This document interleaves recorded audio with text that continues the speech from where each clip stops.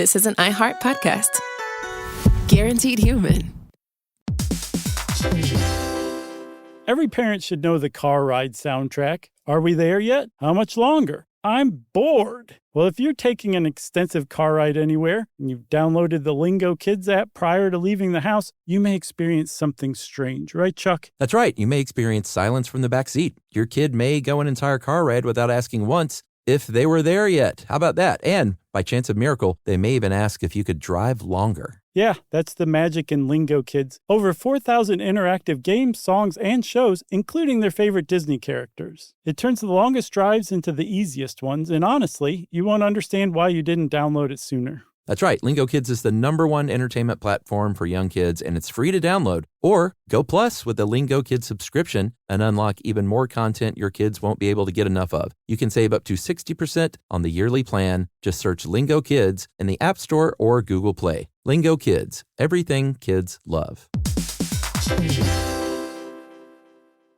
Stuff at Sea is a 5-night, adults-only sailing trip that brings the Stuff podcast universe to life on board. This voyage is a culture-soaked escape where pink sand paradise meets curious minds. Sailing round trip from New York City to Bermuda on October 2nd to 7th, 2026, this voyage drops you straight into the iHeart Podcast Stuff universe. On top of the adults-only experience you already love, you'll get live podcast episode recordings, behind-the-scenes sessions, themed activations, and more unmissable onboard moments. Learn more at virginvoyages.com/stuff. Welcome to Stuff You Should Know from HowStuffWorks.com.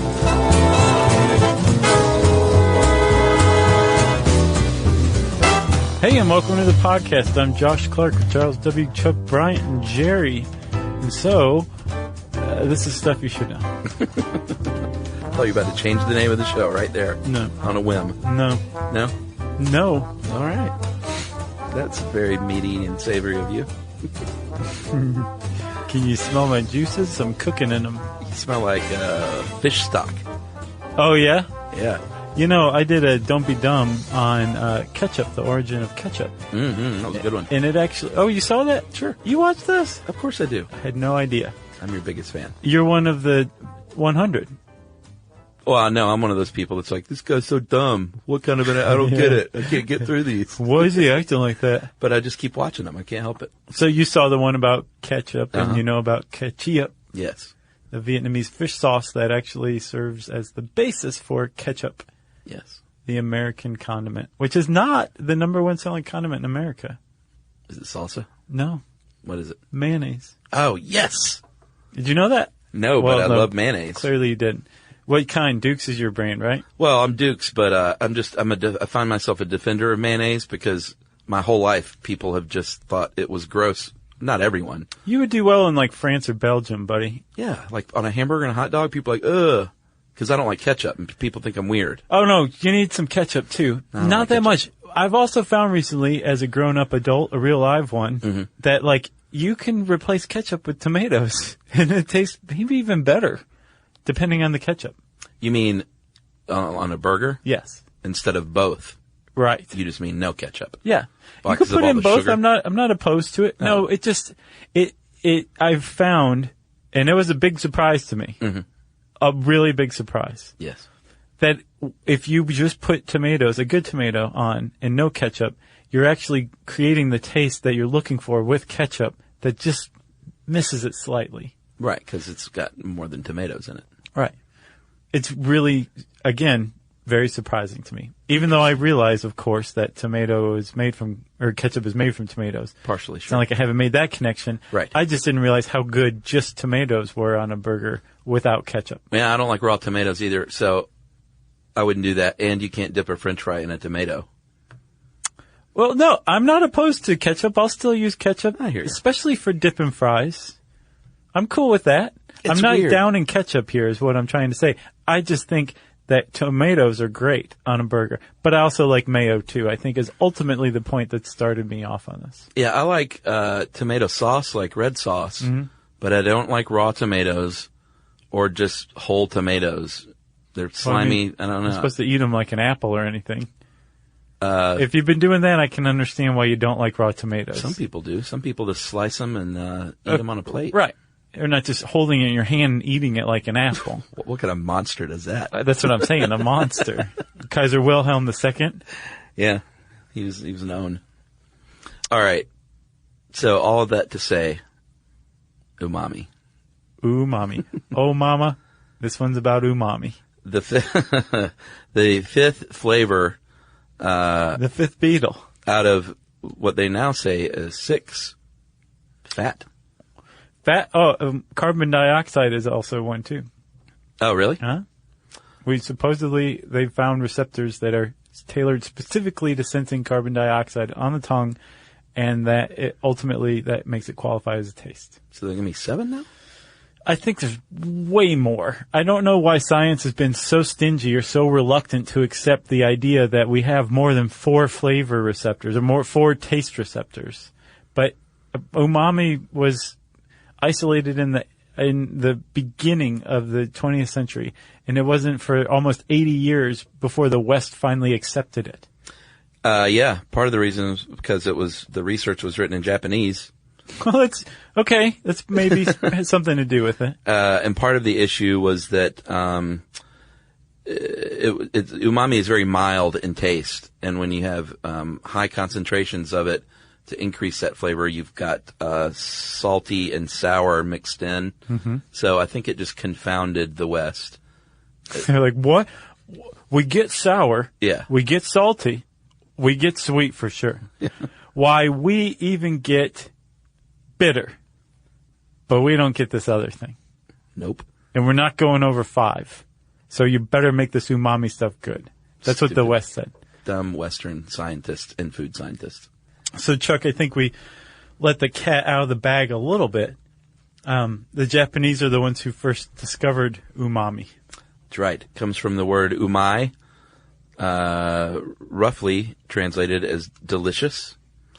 Chefs, if you talk to a chef, umami's a big hot thing right now. It really is. They'll say maybe it's like a mushroomy thing. It's like a earthy. It is very subtle, like I said. It's musty. Musty, which doesn't sound appealing. No, but it also makes sweet different. That's umami's big, great quality. And I think that's probably one of the reasons why it was hard for the West to accept it, is umami's big thing is synergizing. Yeah, it's a supporting cast member almost. Yeah, it takes, yes, it is. It's like Bud Bundy. Okay. Not a leading guy, but you put him in an ensemble, he's going to bring everybody else up. It's what he's known for. I would give $1 million American to be inside your brain during that 5-ish seconds of you spinning around, searching for a supporting cast member and ending up at Bud Bundy. Will you come back in 20 years and give me $1 million and I will let you? Man, that would be amazing. So, with like salty, sour, we get those things. They stand on their own. Umami actually has a very mild and not necessarily like pleasurable flavor on its own. Yeah, you don't want something that's like, oh, this is just umami flavored. Right, but it is almost like it's designed to interact with other flavors, especially salty and especially sweet. Agreed. And umami can even interact with itself. Whoa. And all of a sudden, it takes what was just like a ho-hum day and turns it into the greatest day of your life with one bite of shiitake mushroom. With some hot umami on umami action. So it is nothing new, obviously. It's not like you can just identify a new taste. It's been around. The Romans and the Greeks before them enjoyed something called garum, and that is a sauce that, you want to talk about how you find something weird food-wise? Yeah. They were gutting fish, and they said, let's take this fish guts and blood, and let's salt it and leave it out in the sun for 3 months. And see what happens. And then you have to eat it. No, you eat it. No, you. And someone eventually ate it. They strained the liquid from the top of it, and they said, boy, this is garum sauce. This is good stuff. It's delicious. Garum means delicious in ancient Roman. I think so. And it is, that was umami, personified, because how umami was discovered, in 1907, there was a brilliant chemist named, Kikune Ikeda. Is that right? Kikune that AE. It's got an extra little pop to it. Gotcha. But yeah, you did it. Thank you. So he was a chemist, and he worked at the Imperial University. I'm sorry, he was a professor at the Imperial University of Tokyo, and he was perplexed that he tasted something one day and said, "This is not any of those 4 flavors." No. Like, I know this is different. He was all about the dashi. Dashi is the basis of miso soups, lots of other stuff. But basically, it's a fish stock made from, I think, tuna flakes and kombu, which is dried kelp. Yes, and there are all kinds of recipes for a dashi base, and it's in a lot of things, from sauces and like soba noodle sauces to, like you said, miso. Yeah. A really, really big ingredient in Japanese cuisine. Right. And this guy was like, this little boy loves his dashi, and I want to know exactly what is making it so wonderful. So, since he was a chemist, he took, I think, something like 12 kilograms of dashi and boiled it down. 10 of them? Isolated some stuff. The first thing that came out were some obvious ones that he clearly discarded is not responsible for umami because there were salts. He's like, no, it's not that. It's not salt. We understand salt. It's not salt. I know for a fact it's not salt. What else is in here? He starts sorting through it, right? Well, didn't he separate the dashi into its parts and then break those down? Yeah. Okay. So, I jumped ahead a step. Gotcha. I would make a terrible chemist. He's on kelp at this point, one of the ingredients. Okay. And so with the kelp is where he found those 2 salts, and you're right, he was like, well, I know these flavors, and they're not what I've been experiencing on my tongue. No, they're old news. Old news. So he looked a little further, and he found, well, wait a minute, what is this? It's glutamic acid. Yeah. And he's like, maybe, but glutamic acid has a sour taste, and that's weird. Like, it can't be glutamic acid. It doesn't quite make sense. So he added some more stuff, came up with a chemical reaction, and what popped out on the other end is what you and I call monosodium glutamate. MSG. And he figured out that it's not glutamic acid, it's not the salts, but it's actually glutamate. But then he figured out even further, he's like, glutamate, that doesn't make any sense. Like, glutamate, doesn't work. Then he realized it's not the protein that's giving it the taste, it's the amino acids that actually make up proteins that give umami its taste. Boom. So glutamate, is an amino acid, right? Right. Right. And that's one of the things that gives umami its taste. It was the first thing that was discovered to give umami its taste. Yeah, and that was the kelp. So, dashi has its different components. So he had a student who said, you know what, let me get the dried tuna flakes. Mm-hmm. Bonito flakes. Yeah, bonito. Well, delicious. There's different kinds, but bonito's definitely one of them. And he says, let me identify these components. And what he found was something called, you want to try that one? Inositol? Is that right? Yeah, I think that is right, man. It's a nucleic acid, like you say. Yes. So he's like, boom, I've got number 2. And then in 1960, another scientist named Akira Kuninaka. Nice. He worked for Yamasa, the famous soy saucier. And now you're just showing off. He was. And he went on to work in pharmaceuticals. It was interesting. Oh, he's a chemist. Yeah, but it's like you work for soy sauce, and then you go to work for a pharmaceutical company. Right. I'm good at both things. But you're right. It's all just chemistry. Sure. So he said, you know what? I can identify a third thing called guanylate. It's another nucleotide in those shiitake mushrooms you were talking about. Yeah. And it's not like just bonito flakes, kombu, and shiitake mushrooms are the only things that produce umami taste. Yeah. These are just the 3 things that those guys went to town and isolated different stuff out of, right? Yeah, I always want to see Bonita Applebum when you say Bonita. Tribe Called Quest. Yeah. After all these years. They keep making appearances in episodes lately. Oh yeah, they have been, huh? You mentioned them in Hula Hoops? Yeah. This one? You can't remember which one we talked about, the scenario? Oh, what's the scenario? Right. You know what? My friend Justin, whom you also know, his mother actually left her wallet in El Segundo. No way. And he even called me. He was like, dude, guess what happened? My mother left her wallet in El Segundo. That's crazy. Yeah, it was pretty remarkable. We should probably take a break. Yeah, and then we'll talk a little bit more about the science of taste right after this. Yes.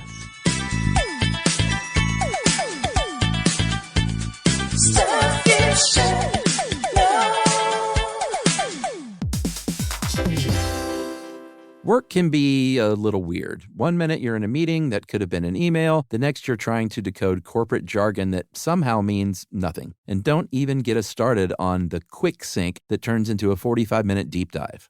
Yeah, well, the truth is figuring out your career isn't always straightforward. Whether you're trying to grow, pivot, or just stay relevant, it can feel like you're navigating it all on your own. Well, that's where LinkedIn comes in. That's right. LinkedIn can help you grow your career, helping you confidently navigate your path with insights, ideas, and inspiration from your professional community. You can stay up to date with the latest trends in your field, connect with people who get it, and discover opportunities tailored to your goals, your experience, and what actually matters to you. Whether you're looking for something new or just trying to grow where you are, LinkedIn gives you the tools and connections to move forward with confidence. Because LinkedIn is the network that works for you. Visit linkedin.com/knowstuff to learn more.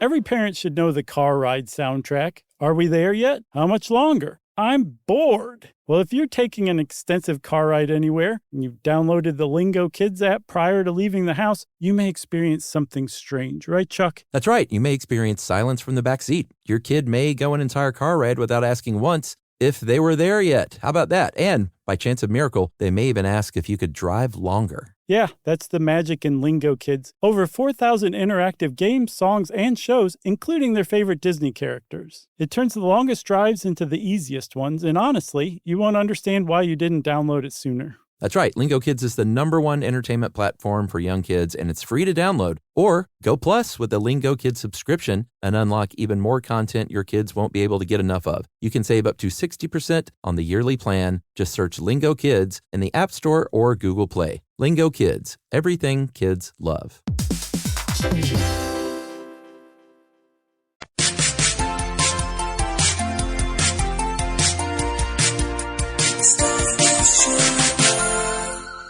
So we have done an episode on taste that was great. It was great. It's called Taste and How It Works from July 2010. Right. Highly recommend it.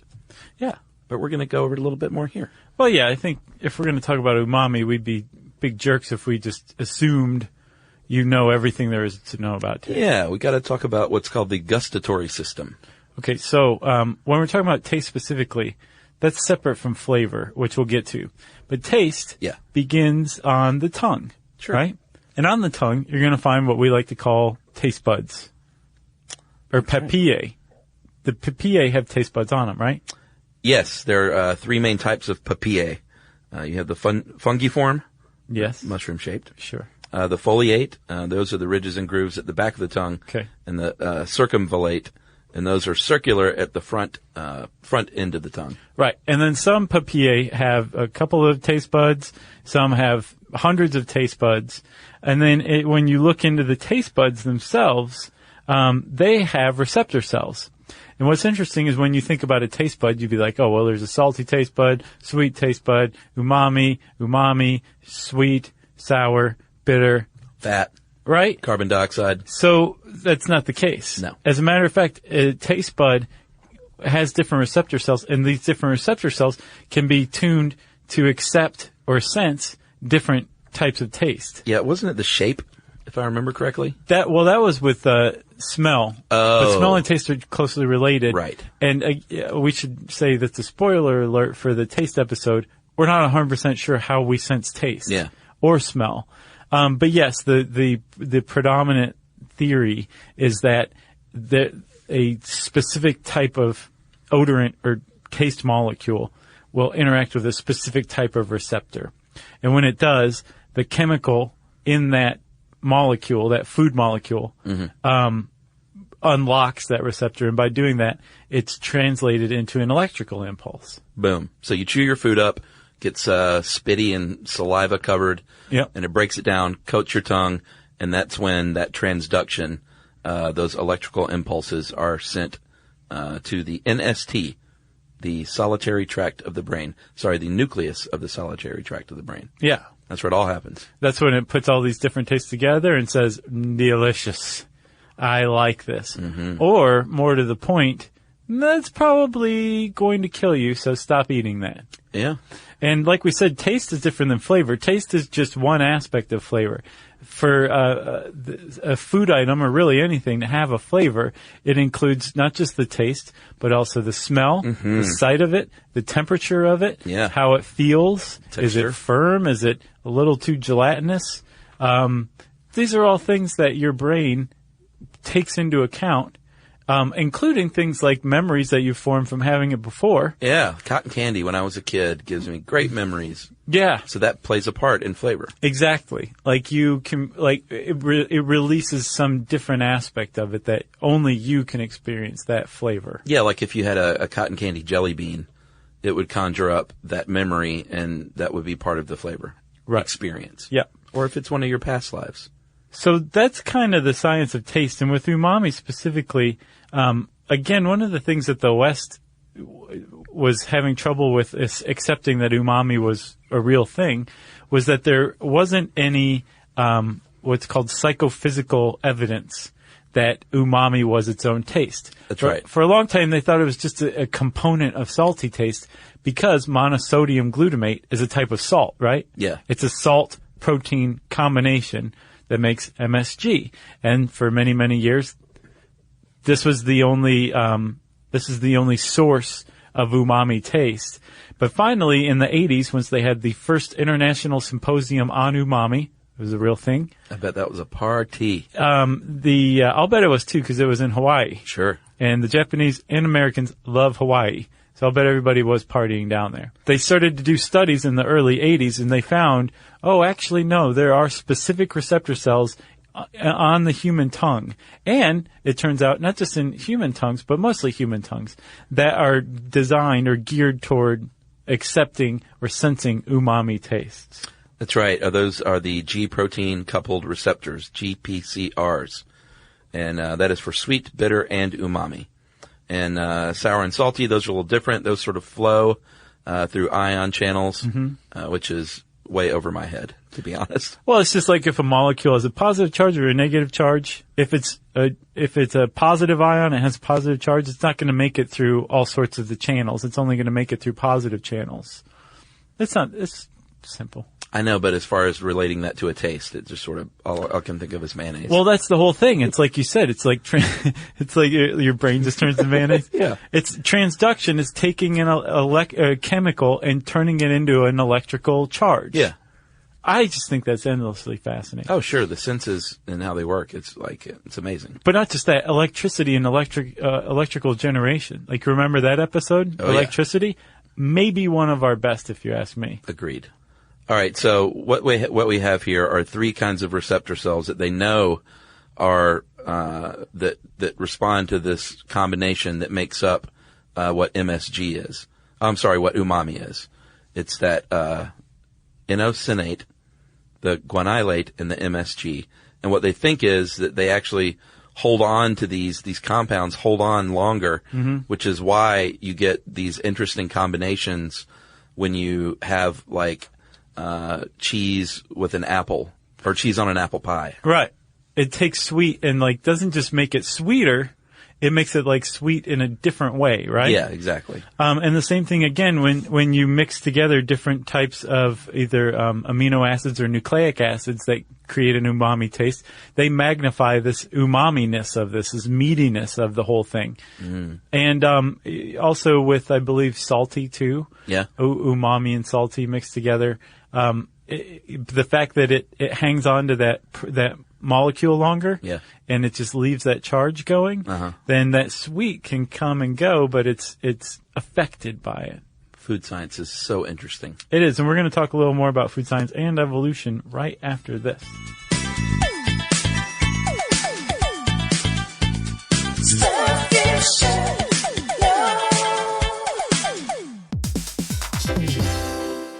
Work can be a little weird. One minute you're in a meeting that could have been an email. The next you're trying to decode corporate jargon that somehow means nothing. And don't even get us started on the quick sync that turns into a 45-minute deep dive.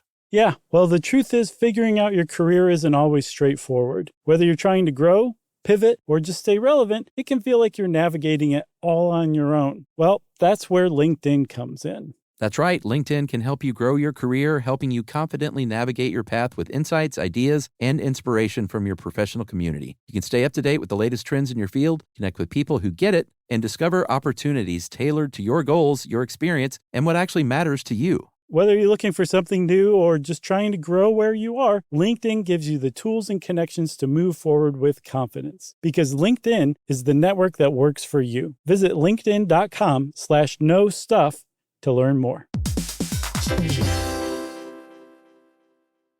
Mom, can I have Lingo Kids? Dad, Lingo Kids, please! When did we become the Lingo Kids house? No idea. Last week it was dinosaurs. This week it's... Lingo Kids! Why Lingo Kids? Because it's the best thing ever. We can play games with astronauts, wild animals, and superheroes. With more than 4,000 interactive games, songs, and shows, Lingo Kids is the #1 entertainment platform for young kids. So, no dinosaurs? And dinosaurs! Lingo Kids! Everything kids love. Download it for free.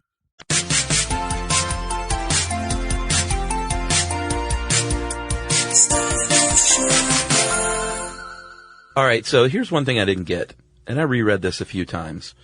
I get the first part of this, which is as follows, is that people have long thought that tastes had a part in evolution and that we were just wired to know that if something sweet is probably okay to eat and that will give us nutrition. Right. Something really bitter may be dangerous to eat, that might be poisonous. And of course there's exceptions to all of this. Yeah. But those are pretty good general rules when it comes to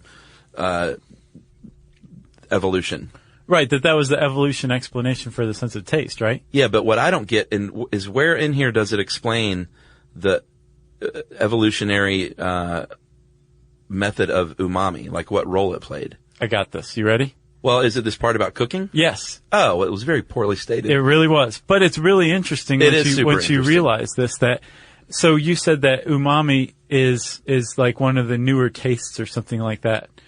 It actually is. Yeah, they couldn't figure out, like, what part did this have in evolution. No, but even before that, like, if you look at it evolutionarily speaking, it's actually very old. Supposedly, the receptors are very old, like 400 million years old or something like that. But the idea that we can taste umami, or us tasting umami, is actually fairly recent, because umami is released by cooking food. Yeah. Like if you eat a bunch of raw hamburger, it's not going to be umami tasting. It's not going to taste very good. But you cook that hamburger and you have molecularly changed its composition. You've unlocked some of the proteins into its constituent amino acids. And all of a sudden, you've got an umami taste. Yeah, it's like caramelizing an onion is completely different than the taste of a raw onion or even a just regular grilled onion. Yeah. And the big mystery of all this, evolutionarily speaking, is that what you're gaining, or one of the biggest sources of umami taste, is glutamate. Well, that's great, but the human body produces tons of glutamate, so it wouldn't make sense that we would have a taste receptor to find it in nature. Right. Because we got enough in our body. Well, you need other essential amino acids, and it figures that the best way to get amino acids is to cook or ferment food. Yeah, you need fire. Because amino acids can be bound to proteins. Yeah. And we don't absorb them as well, or our body spends a lot more energy breaking them down and digesting them than if we cook them or if we ferment them. So man invents fire, man starts to cook food, man advances more rapidly. Yes, that's one of the ideas that why our brain developed as well as it did, or we became as intelligent as we did, was from cooking food. So we were able to break down our food a lot more easily and gain from it, absorb it, and basically grow huge brains. That's awesome. That it came from cooking. And where did we get umami taste? From cooked or fermented food, where these proteins have been broken down into much more easily absorbed amino acid constituents. Man, I like that. I agree. I feel like I just made it confusing, though. Did it come across? No, it's totally makes sense. We learn how to cook food, and that put us at the head of the evolutionary ladder. Right. And umami taste comes from cooked or fermented food. Yeah. Very clear. What is not clear Or maybe it is clear. Is MSG bad for you? A lot of people say it makes me dizzy, or it makes my heart flutter, or Right. the MSG crash after you go to the Chinese food buffet. Well, there's actually something called Chinese food syndrome. Yeah. Not true. Apparently, it's a myth. Supposedly, Yeah, it's a supposedly. culturally bound syndrome, where like very few other cultures outside of the United States or the West even think of the idea that MSG can make you sick. Yeah. And that it's apparently a psychosomatic reaction where you expect MSG is going to make you sick, so you get sick. Yep, that's one explanation. Maybe your body or our bodies are just different in how we process and metabolize MSG. Mm-hmm. Or maybe you have OD'd a little bit. Too much of anything can be a bad thing. Right. Could be all these things. But what science is saying is there is no evidence that MSG is bad for you, quote unquote. Right, and apparently study after study found that people that MSG doesn't cause these things. Yeah. It's weird. So get off the couch, lazy. You're just looking for an excuse to not cut the grass. And so MSG again, it has kind of a bad rap here in the US, but it's everywhere. And it was actually one of the first things that Akita? Professor Akita did was he figured out a way to patent extracting monosodium glutamate from wheat, which is where it's found much more abundantly than in like kelp. And package it into a seasoning. And he had no ill will. He's like, this is great. This can make that boring dish like taste better. Right. That healthy boring dish tastes better. Exactly.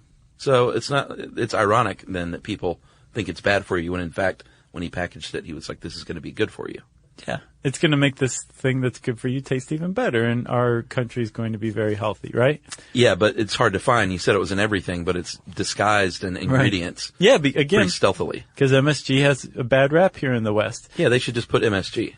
Right. They do sometimes. For the most part, though, they will call it something like hydrolyzed wheat protein. Yeah. Because remember, it can be extracted from wheat. Mm-hmm. Sometimes they'll call it just natural flavors. Yeah, because all these things are natural. Exactly. What else? Texturized vegetable protein. Yeah. Autolyzed yeast extract. Right. Yeah, or just natural flavor. So if you see, that can be a lot of things, though. But just natural flavors? Sure. Yeah. You don't know what you're eating. No. But there are some upsides to using this MSG. It actually can be used in the way that Professor Akita envisioned it, which is taking stuff and making it slightly healthier, actually. Mm-hmm. When you have, when you use certain, like potassium chloride rather than sodium chloride to make MSG, you can actually replace the sodium in a dish. So if you have a sodium problem, you can use some of this stuff. Yeah, or hey, how about that low-fat food that doesn't taste so good? Add a little MSG. It tastes better.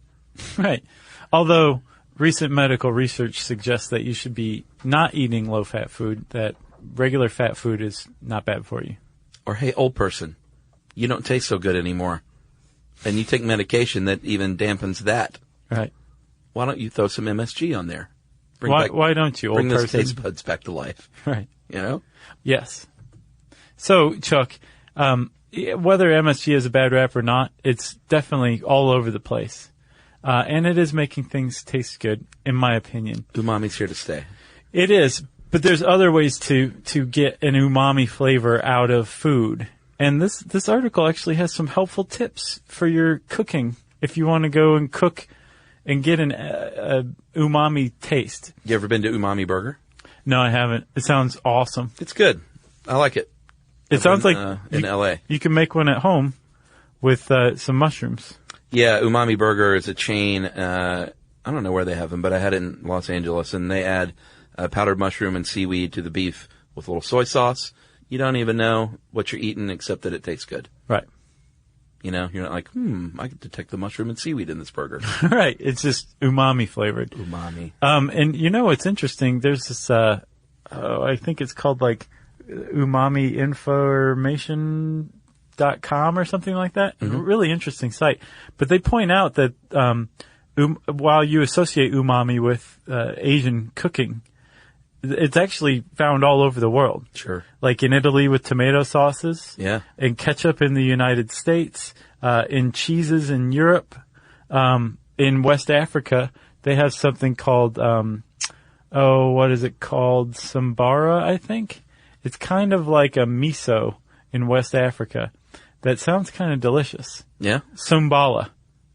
That sounds good. I just like the sounds of it. Exactly. So it's interesting that like people have been cooking with umami stuff long before we ever knew the word umami. And it's been around the world too. Caramelizing onions we mentioned in like butter. Right. There's nothing better. What else? You can put Parmesan cheese rinds into a soup or a stew and it'll umami that thing up. Ooh, that's a good one. Yeah. If you're making a stock, use bones of an animal. And supposedly, if you're not against that kind of thing. The guy who invented veal stock is reputed to have believed that there was a fifth taste that had yet been unidentified back in the 19th century. He's like, I've just boiled this calf. He's like, and I'm onto something. There's something going on here besides the big four. Wow. Nobody believed him. If you're cooking with mushrooms, and I recommend this with all vegetables, so roast those things a little bit first. It brings out all kinds of flavors. And it makes your brain bigger. Like if you go to make an omelet, don't just throw raw peppers and stuff in there. Mm-hmm. Cook that stuff up a little bit on the side, then add that to the egg mixture. It makes the world of difference. Yeah. You know? Yeah. I'm big on my omelets. Everybody should watch Internet Roundup just to get an idea of what like our little gesticulations are. Like when you're talking about like cooking peppers on the side and throw them in there, like just you're making very cute little hand gestures over there. Well, I always joke with Emily that I'm going to open an omelet stand on the beach one day. It's my retirement job. Nice. She's like, "Why an omelet stand on the beach?" I was like, "Because no one's ever done it." No, they really haven't. You ever go to the beach? You're laying there in the hot sun. You're like, I could use an omelet. Yeah. Every time. I think I just want my retirement job to be very slow paced and not busy. Right. That's what I figured And out. you'll get to eat omelets. You got anything else? No, cooking with wine is a good one too. Yeah, that's Umami City. No, just go forth and try umamiing up your dishes and you will be happy. You will be happy. Say us. It'll be an indefinable quality, but you'll know it's umami. Yes. Should be something about it. Can't put my finger on it. You'll say this stuff is umai, which again means delicious, roughly, in Japanese. Oh my. If you want to know more about umami, you can type that word in the search bar at howstuffworks.com. And since I said umami, it's time again for listener mail. I'm just going to call this a nice, simple thank you from a listener. Those are nice. Sometimes it is nice, you know? Yeah. This is from Meredith from Granite Falls, Minnesota, and she's just thanking us because she has a boring summer job. She said, I work at a hospital and I scan a bunch of old files into an external hard drive. So what I do is I remove a lot of staples, stare at the scanner, and I wait for it to be done over and over. Oh, man. Can you imagine there's like, oh, we need to digitize all these records. Let's hire someone to do that. We're job creators. Yeah, so God bless you, Meredith, for doing that. I found listening to 8 hours of music just wasn't doing the trick anymore. Then I discovered the wonderful world of podcasts, and you guys are my all-time faves. You guys are so funny, and I love all the dumb jokes you make. I don't know if they're dumb. I think, like, groundbreaking is a better word. Yeah? They really make my day, guys, and even if I don't understand all the tangents you go off on, because I'm only 21 and don't understand most of these references you make to movies or pop culture things from decades gone by, I still enjoy that the podcast is more of a conversation between you guys than just strictly reading from a script. Oh, yeah, we don't even have a script. Clearly, that would be the worst script ever. It would be. One of these days, I'll have a real story to share directly related to a recent show, but for now, I just want to say thank you so much and keep up the amazing work. That is best wishes from Meredith. Meredith, thank you. And she has a postscript that says, I absolutely love it when Josh calls chuckers. Don't even know why, it just makes me smile every time. Nice. And then it just has a ring. Chuckers, it's a fun word. It is. It's like umami. Well, we said umami a lot. I wonder how many times. I don't know. We should have an umami counter on the website. Yeah, we should. Ding, ding. Yeah. That'd be cool. I don't know if we are familiar with the technology that could do that, though. And at the end, it just turns into a big pile of salty, dried fish guts.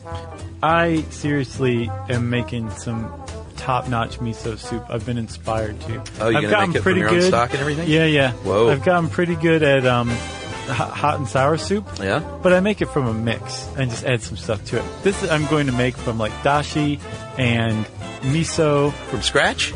Well, I'm not going to like ferment the soybeans or anything like that. You're going to make your own dashi?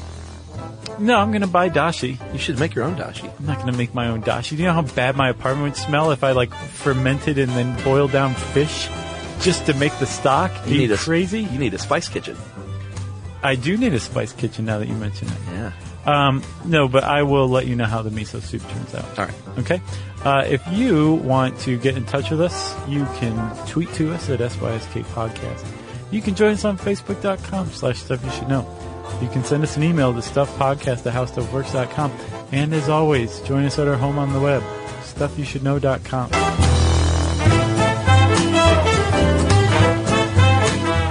For more on this and thousands of other topics, visit howstuffworks.com.